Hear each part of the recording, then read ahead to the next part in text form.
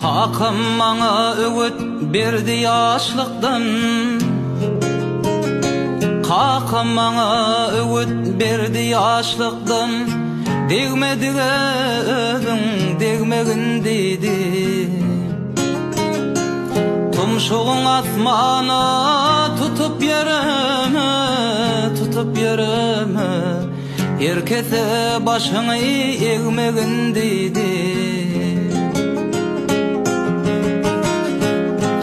Dostlardan düşmanın tapılar ödi, Kasseden pes olsun qaralsın yüzü. Akşaga tiz bilir basılan izi, basılan izi.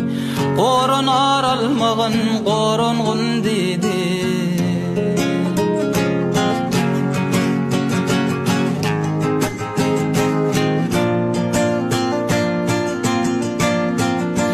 Borcuňy bil ağıraýyny qoragyn, toýdan galgyn näse halyn soragyn.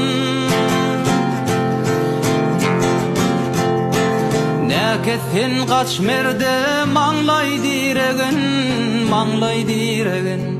Çemgelen gapyňdan girmegin dedi.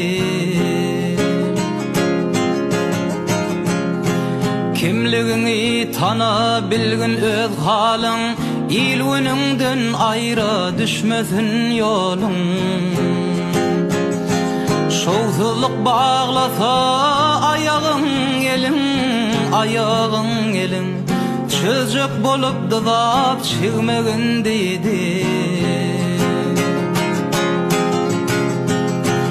Allah goraýanlar sığınsaň oňa, ýagşy pälim ýetir ýagşyny saňa. Umidli garagyn ertireňe, ertireňe.